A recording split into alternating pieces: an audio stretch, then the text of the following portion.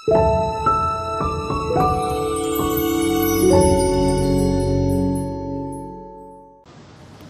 2026 সালের জুনের পরে 1 ঘন্টাও তিনি আর ক্ষমতায় অবস্থান করবেন না, ক্ষমতায় থাকবেন না। এর আগেই তিনি তার প্রক্রিয়া সম্পন্ন করে নির্বাচন দিবেন।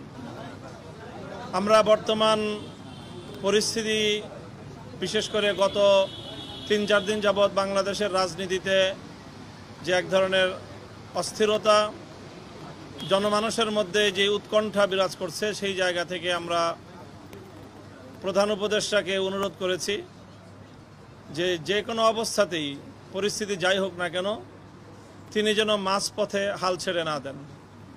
প্রধান উপদেষ্টা আমাদেরকে এ ব্যাপারে আশ্বস্ত করেছেন যে আমরা যদি সকলে তাকে সহযোগিতা করি তাহলে তিনি চলমান এই যে সংস্কার প্রক্রিয়া, এই সংস্কার প্রক্রিয়ার একটি পর্যায়ে নিয়ে দেশ এবং জাতিকে একটি গন্তব্য পর্যন্ত পৌঁছে দিয়েই তিনি তার দায়িত্ব ক্ষান্ত করবেন এবং একটি সুন্দর, গ্রহণযোগ্য, জাতীয় এবং আন্তর্জাতিক পর্যায়ে সকলের কাছে গ্রহণযোগ্য একটি নির্বাচন জাতিকে তিনি উপহার দিতে চান এবং সেই নির্বাচনের জন্য তিনি তার সর্বোচ্চ যে সময়সীমা তিনি বলিষ্ঠভাবে, স্পষ্ট ভাষায় আমাদের সামনে ব্যক্ত করেছেন, কমিটমেন্ট করেছেন যে 2026 সালের জুনের পরে 1 ঘন্টাও তিনি আর ক্ষমতায় অবস্থান করবেন না, ক্ষমতায় থাকবেন না। এর আগেই তিনি তার প্রক্রিয়া সম্পন্ন করে নির্বাচন দিবেন।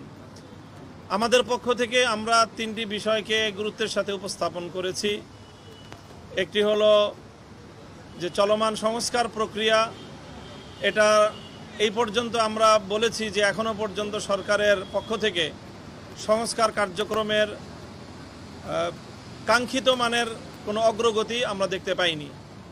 এই বিষয়টা আমরা আমাদের উদ্বেগের কথা জানিয়েছি যে এইভাবে অনিশ্চিত গন্তব্যের দিকে যাওয়া ঠিক নয়, বরং সংস্কার কতটুকু হচ্ছে, কতটুকু হবে সেই বিষয়ে সুস্পষ্ট, অতি দ্রুত, অনতিবিলম্বেই সংস্কারের বিষয়টাকে জাতির সামনে স্পষ্ট করা উচিত যে সরকার কতটুকু সংস্কার করছে।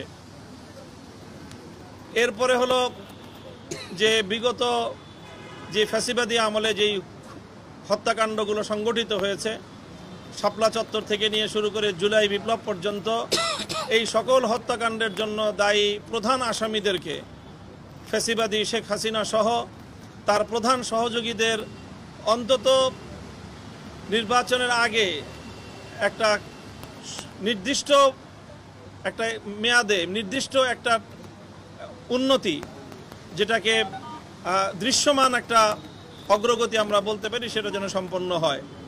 এ বিষয়ে আশ্বস্ত করেছেন যে অতি দ্রুতই ইনশাল্লাহ এমন একটি আমরা সংবাদ পাব, যার মাধ্যমে আমরা আশা করি যে ফ্যাসিবাদী আমলের এই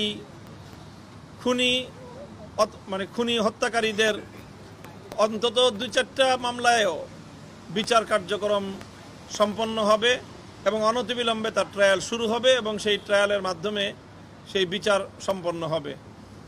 এই বিষয়ে আশ্বস্ত করেছেন।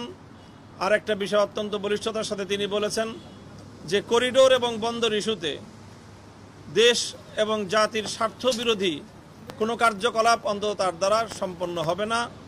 তিনি তার উপর আস্থা রাখার জন্য আমাদেরকে বিশেষভাবে অনুরোধ করেছেন।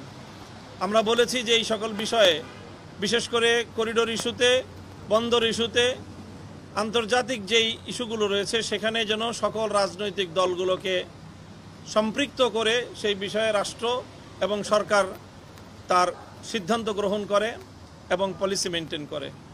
এবং আমরা এটাও বলেছি যে রাজনৈতিক দলগুলোর সাথে যে সরকারের একটা দূরত্ব তৈরি হয়েছে, যেখান থেকে জাতীয় একটা উদ্বেগ তৈরি হয়, সেই জায়গাটাতেও যেন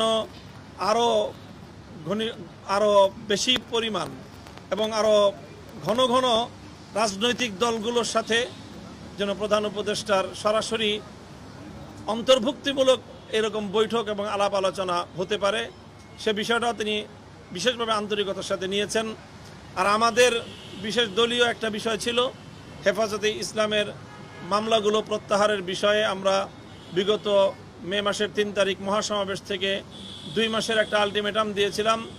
সেই বিষয়ে মাননীয় প্রধান উপদেষ্টা নিজে দায়িত্ব গ্রহণ করেছেন যে তিনি এই বিষয়ে সরাসরি তদারকি করবেন এবং আশ্বস্ত করেছেন যে এবার আর এই টাইমের বাইরে যাবে না, এর মধ্যেই ইনশাআল্লাহ মামলাগুলির বিষয়ে আমরা একটি বিহিত পাব।